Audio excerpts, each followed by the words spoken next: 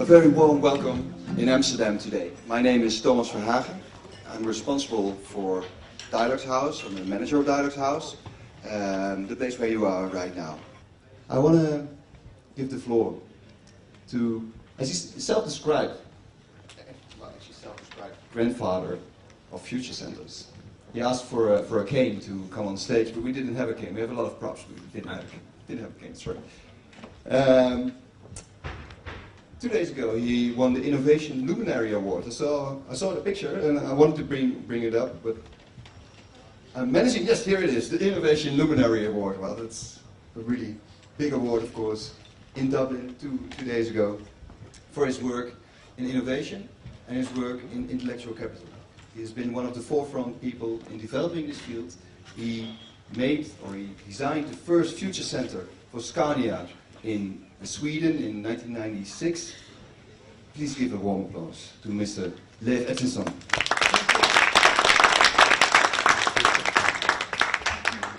Happy Wednesday. It's a happy Wednesday. It's not a Wednesday. It's much more. I'm very honored to be here and celebrate with you a number of years of work with future centers, and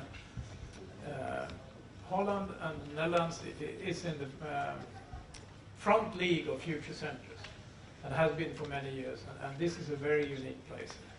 You will discover that if you haven't already discovered it. It's full of complex intelligence, and that goes beyond IQ. So I wanted to share with you some thoughts and ideas of working with the subject of future centers, which is an impossibility, actually. One of the first questions I wanted to share with you is about, are you prepared and ready for the future? Sure, you say. Well, let's see if we are. We were perhaps not yet ready for the future when we started. So therefore the question, what you learned yesterday is obsolete. A little exercise for yourself tomorrow morning or tonight. Start to brush your teeth with your other hand, not the right hand or the left hand. It's a little, very simple exercise to change your mindset. And if we move on, this is a part of the future. When I was in New York recently, I was greeted by this hologram standing at the gate. So the ICT is overtaking the human capital. So you have a hologram of greeting personals at the gate when you're coming in. And this is a fascinating illustration of what you can do with modern technology. It looks fairly natural when you see it, and then you start to look for the legs, and there is no shoes, actually. So you realize that this is not a real person. At least it's someone without shoes. Many years ago, when I started to work with the Future Center idea, this was one of my inspirators. He is now described as Chief of Confusion. What's his name? John Seeley Brown. Yes, John Seeley Brown, the grandfather of Silicon Valley. So that's why I call myself grandfather of future centers. We ended up sitting in the board of one of the companies in Silicon Valley, working together with the ignorance. I think the idea of Scandia Future Center is multidisciplinary, money levels. That's why this place is so intriguing, like some of the other ones here in the Netherlands. But why do you need a future center? Why should we start? I had to fight a lot for the idea. The name was easy to grasp, but most people didn't realize what the future center was, and still don't know. But there's a lot of mix-up with living labs. But this is a very unique tool for organizational development. An organization is a dead entity at the moment you start it. Of course, then the future has already gone. The future is just 14 seconds away, which means that any organization is obsolete. You have to have a much more dynamic approach. And that's what we were searching for, because we were in an enterprise called Scandia. We were growing with more than 25% per year. and we needed to have a much more agility, as you said, in the organization. So that's one reason why we started it. And there are many more. You can ask about that later on, as I will be here today and tomorrow. But this is one of the dimensions that is still there. And you can think about, why do we have a government? Why do we have a cabinet? Why do we have a traditional system of democracy? All of them are obsolete. But no one has the guts to change it unless you do a revolution. But that's a very costly way of moving into the future.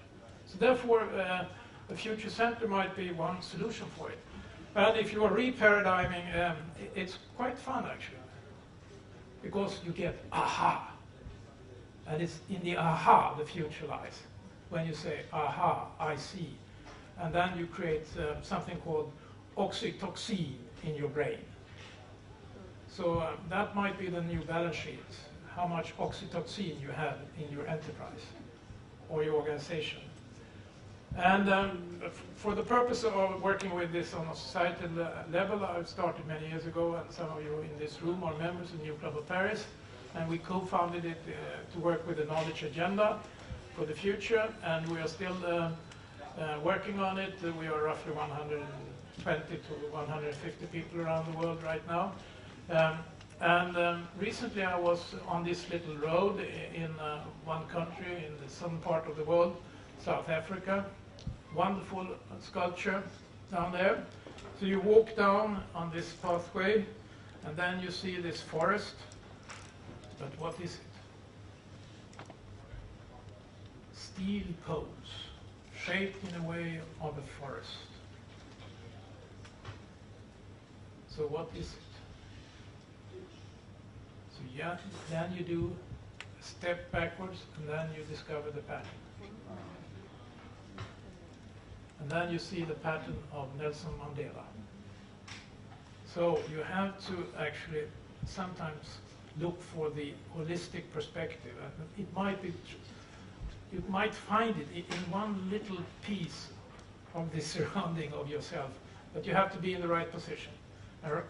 Now we are in the Dialogues House. It might be the place where you can see the perspective of the world. So I look forward to these 2 days to get new perspectives. I already got some very, very good insights this morning. So I look forward to more. And this is related to very interesting research from late Professor Ursula Schneider, also a member of the New Club of Paris. And I think this is the core for a future center. Perhaps. Or is it this one? What do you say? Which one is most important for a future center? The inspiring not knowing, or the ignorant not knowing? Which one is most important? Yes, of course, it's the inspiring, like this place. But this is the most common for various reasons. And this is a part of the Dialogues House. We need it. And inspiring ignorance takes a lot of courage to work with. And it also needs to move beyond human capital and move to the relation and structural capital. So there is a little bit of an algorithm, Paul, to work with. What is it in the relational capital of the Dialogues House that makes it so successful?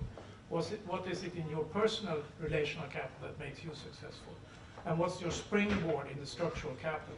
So when you jump on it, like this, do you get up or down? And this is the structural capital. And none of these two are actually in the traditional accounting system. So therefore we need to develop the new accounting system.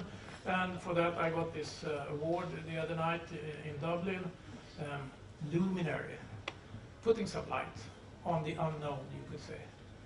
And we are doing this in a database now, both in Taiwan and in Finland. And with that we can start to track actually countries from a position viewpoint. So this is the position of Nordic countries, this is position of European countries, this is position of Asian countries. And to move from this territory to this takes roughly 15 years. And from here up to this takes another 15 years. And it gives you navigational time to start to think about, is that fair to wait 15 years? Can we speed it up? Can a future center be a springboard to speed it up? And how shall the system look like for jumping up there? And you can do it in this kind of graphical system also, but it relates to the question, how do you plan to upgrade and to accelerate? And over there is an impact accelerator, which is very, very interesting. And the big question is, as I already said, that how do we form the societies of tomorrow as alliances? The map of Europe is in continuous flux. Roughly the latest map of Europe is somewhere around 10 years maximum. So in a political sense, it's continuous movement.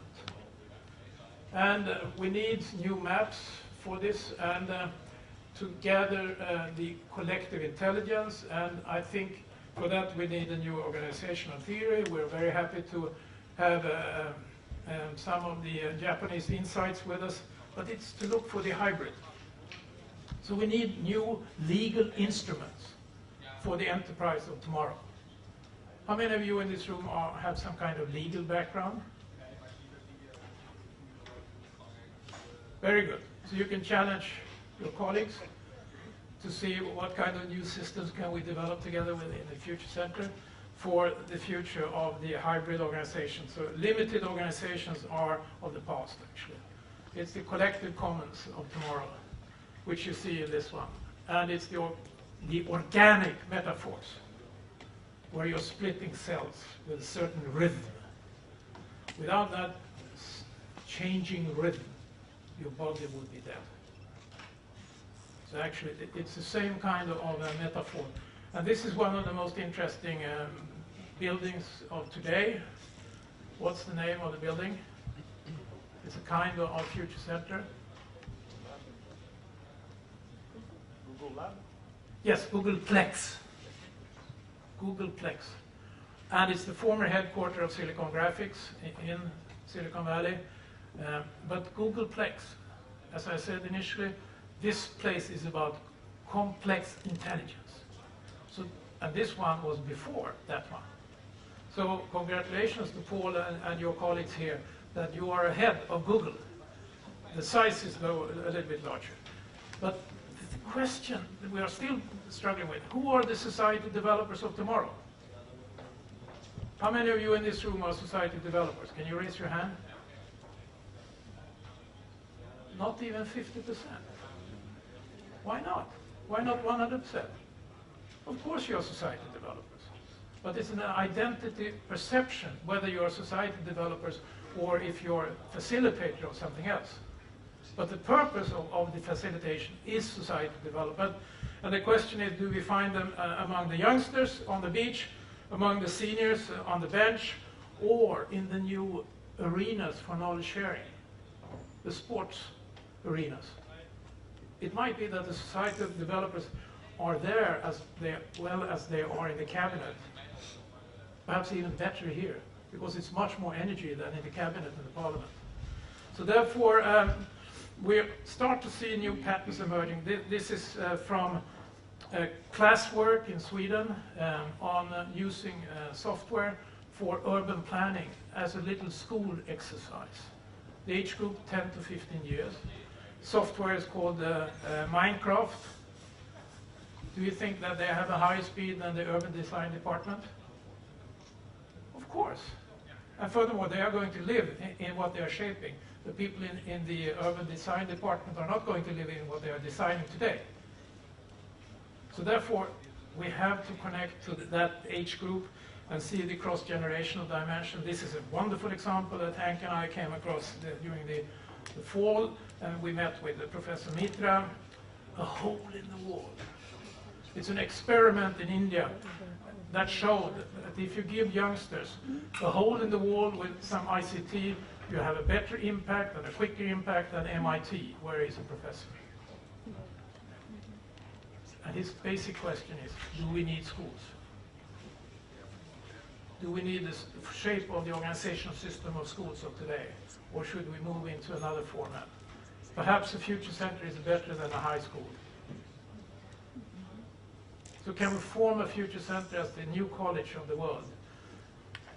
And that is what we are trying, some of us, Hank included, in the Camp for Societal Innovation. It's an idea that came up together with Marco Marcola, who is up in the sky there sitting, and he was the key contributor to it. Former member of the parliament in Finland, former director of the Committee for the Future. Do you think how long time it took for him to decide to start this as a director nowadays of Aalto University? 24 hours. That is speed, actually. Very impressive, Michael. And now we have run it 3 years in Finland, once in Johannesburg, and there will be another one in Johannesburg the autumn. And before that, we have another one in Malmö. So if you're interested to join this force, have a look at Axi Aalto Finland or societalinnovation.se, and you are most welcome to join us in this group of pioneers for the future, headed by Marco Marcola, representing also the Committee of Regions of Europe. So to end with, I think we have to move from research to foresearch. And as Paul is a very, very good physician, he is always looking for the algorithm. So the algorithm of the past is 1 + 1 = 2. This is the Roman algorithm. You put the roof on it and the bottom here. The new foresearch algorithm is 1 + 1 = 11. And that is exponential growth.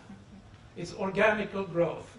And you have to embrace the future for the unexpected, like we started off a few minutes ago, and look ahead with a dream. And the dream is actually, how do we shape the ramp for the future? How do we shape the ramp for the future of societal innovation?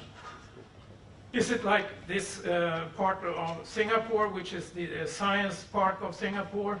Is it the sports arenas? Or is it the innovation tower of Hong Kong at the Polytechnic University, where I'm also working? This is a very, very interesting architecture. It's a kind of embodiment of the Seki model that you and Professor Nonaka has developed. So they are now designing this, and it will be inaugurated in October this year. So jointly, I think we should look for the ramp. Can you all stand up now, please? And when I count to 3, you jump. 1, 2, 3. Wow! And the floor was still there. So let's use that as an illustration of a ramp and a jump and a springboard into the future. Thank you very much. Good luck.